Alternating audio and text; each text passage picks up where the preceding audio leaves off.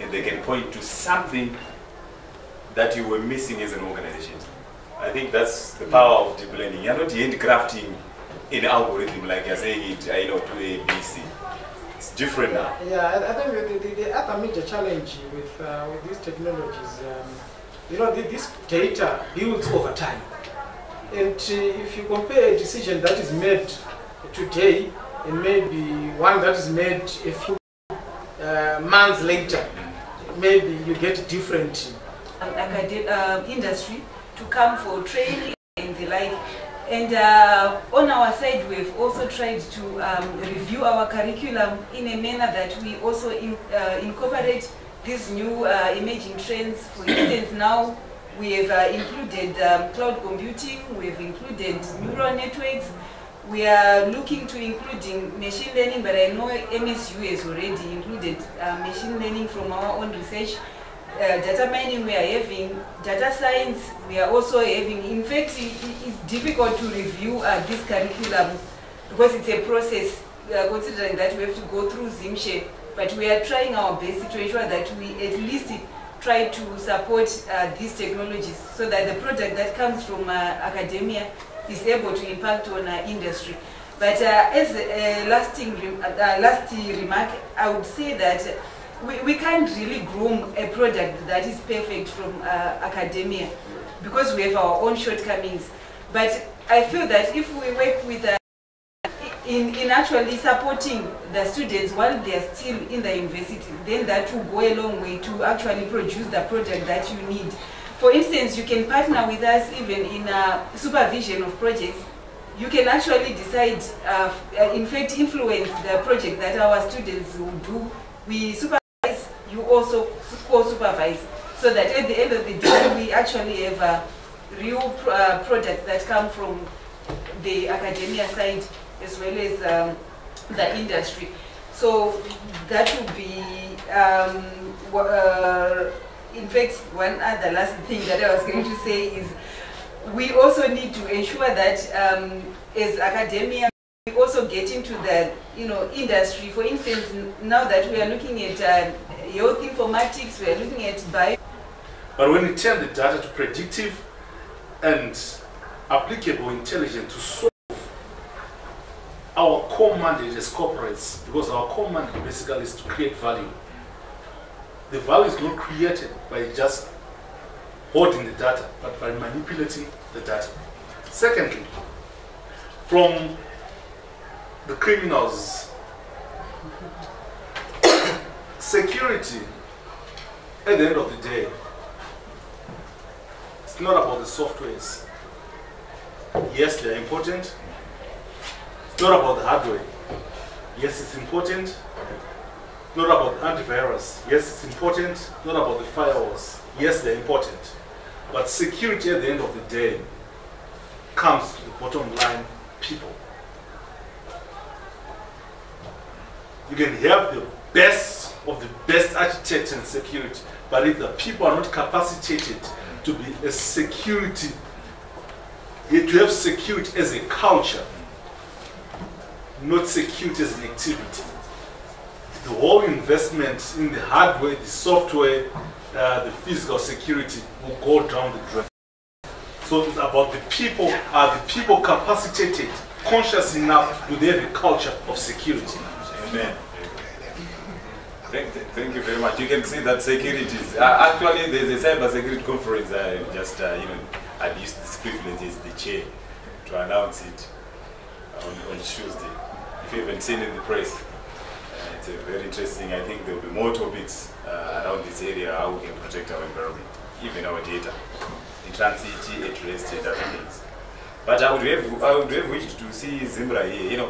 I was thinking they could actually, do something with that data, inform the government, so that we know which product are we actually buying more from South Africa and set up that industry here. It could go a long way in helping us, right? Yeah, because we are looking for that competitive what? Edge. We need to leverage on what we are obtaining from whichever sources, and inform the government. Zimbra. Alright. It's okay. So, you wanted to say something else? The third thing Oh, we are on that. Yes. You know, I like these experts. You know, it's like you've said 3 pages and it's still 1 point. The third thing, thank you very much for listening. My chairman said please. No, it's very interesting, and you know, it's very interesting. I mean, this data that we are talking about, you see, it's everywhere. You know, security analytics, whatever we're getting, malware signatures, antivirus, the viruses themselves are data to him. You know, that's what he's calling data, I'm sure. He's saying, I can use this to understand, you know, what kind of things are attacking me at this. Or can I do something to prevent them? I need to learn about their behavior, their signatures, attitude. So it's very interesting. Okay, let's go to Daniel Tande.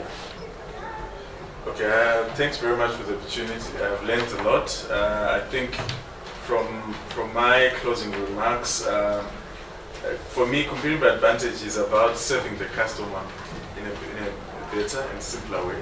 So if anything can come out of this seminar, I hope that it is all of us going out there and improving the way that we serve our customers. And once we do that, I think we will have an automatic competitive advantage over our competition. And lastly as well, the doctor was saying, Dr. Abanyango was saying, you know, something can come out of this.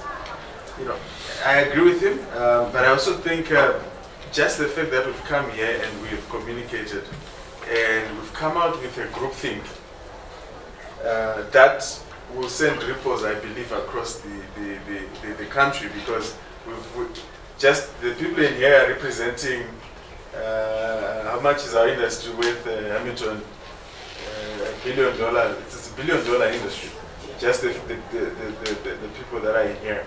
So as each one of us goes back to our industries, again, equally the investors are represented here. Let's go and spread the message. And I believe if we do that, next year when we come back, we'll be far ahead in terms of what we would have implemented in our different areas. Thank you very much. I think that's our wish together. All right. Lastly. All right. Thank you very much for that. But without doubt, we've got some of the best minds in Zimbabwe and around the world. But where we miss the point is, I'm not too sure exactly, but I think if you look at what the University of Cape Town did, they got this course, how to monetize some of these projects. And again, like you said, how to monetize some of these ideas that we have. For example, I mean, a lot of people give examples. That guy with this canteen, all that thing happened.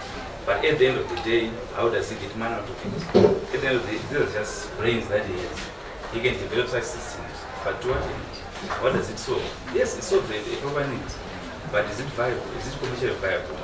Because at the end of the day, we all need to eat. It's a bread and butter issue. We all come to work, you know, to feed ourselves.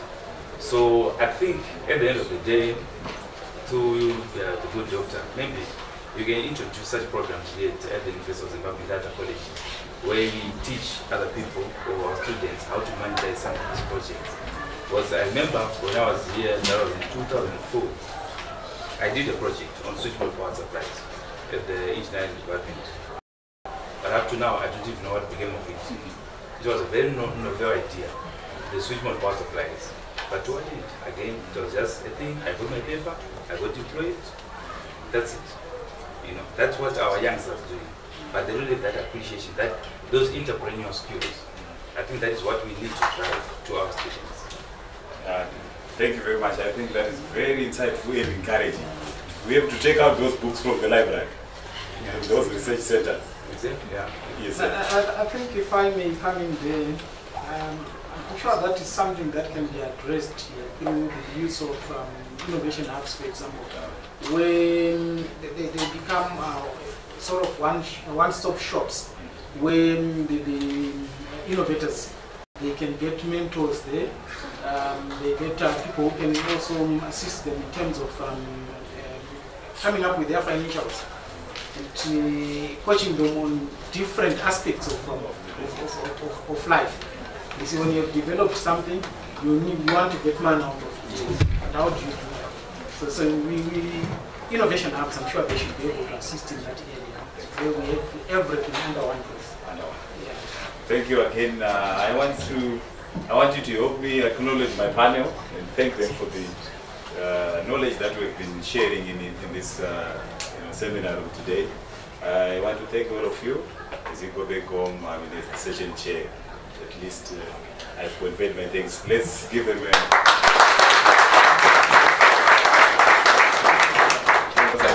over to you, Mr. Chair.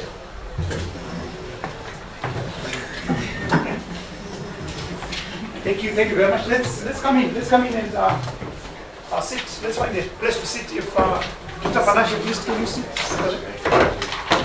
You guys can continue sitting over there because we're sharing out of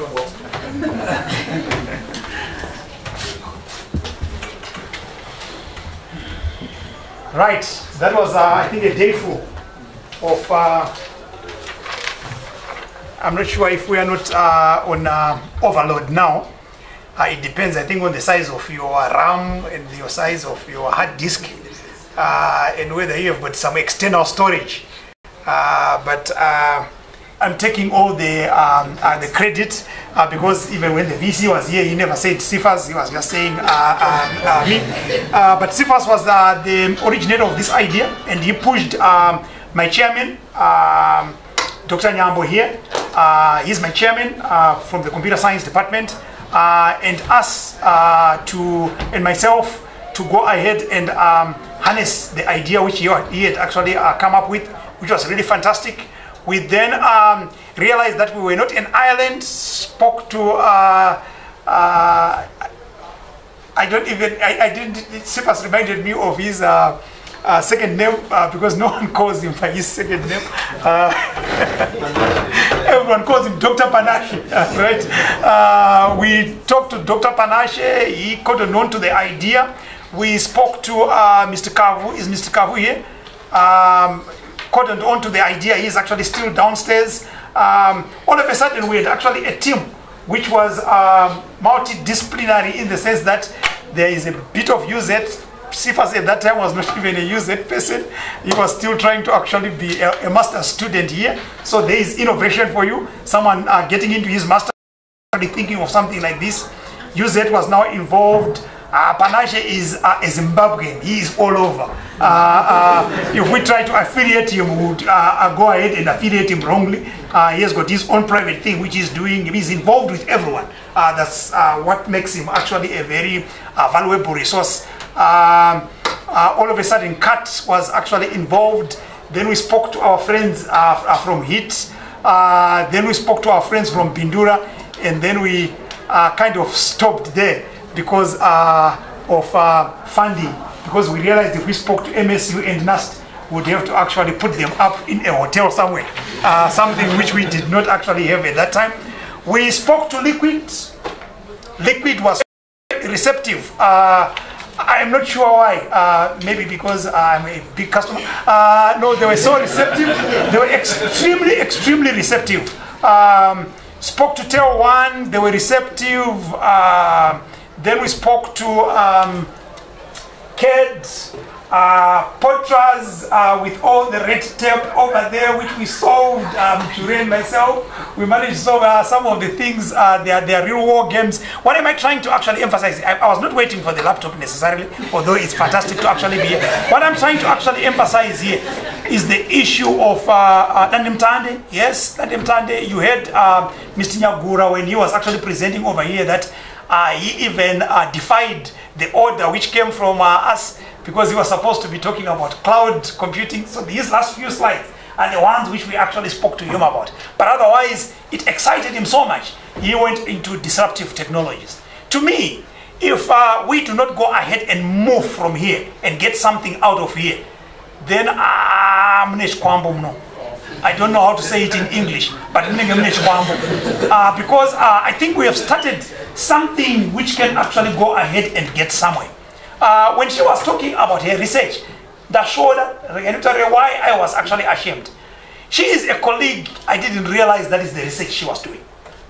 Right? So that alone shows some of the deficiencies which we actually had. I'm hoping that he was not being surprised when she was actually talking about her research, because that would be worse, being in the same institution and not him actually realizing. I've actually realized synergies, which I actually said today. I almost, before lunch, I'll actually just go ahead and trust Pongai over here and read what she has actually told me to actually go ahead and highlight it.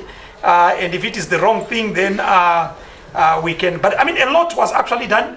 I think I am failing to operate a slick laptop here. Because what I highlighted something here which I think there was a lot of service providers who gave us a run through what they are actually providing, the platforms they are actually providing. To me, that was actually very, very key.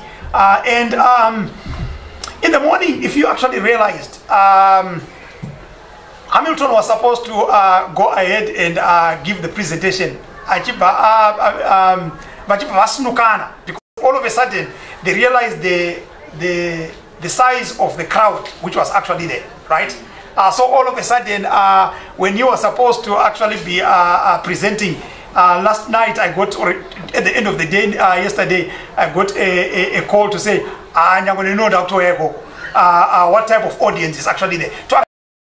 Liquid was actually considering this thing actually very, very seriously when they were actually presenting. Yes, anyone from Liquid could have presented. Trust me, I know these guys, how good they are. Anyone from Liquid could have presented, but they actually gave us someone very, very senior. And they gave us someone extremely senior, because that is as high as it gets with Mr. Nyagura. Not Professor Nyagura, but Mr. Nyagura, who is, yes, in case you hadn't actually realized that Nyagura's son. You could probably see from the stature and probably Professor Nyagura spoke about that, lack thereof. So the service providers gave us, and I want for us to remember what they actually gave us because of the type of services they actually have. I think we've got platforms which they have, both cloud-based and the various systems which they actually showed us. One thing which they didn't highlight, but which they are in for sure, is the high level bandwidth, where we are basically saying wherever they are, we could actually go ahead and run our analytics on their platforms wherever they actually are. And it's unusual. Probably in case you were never going to cheer for me, this is the time you should actually cheer me. When I'm saying me, the team which actually organized.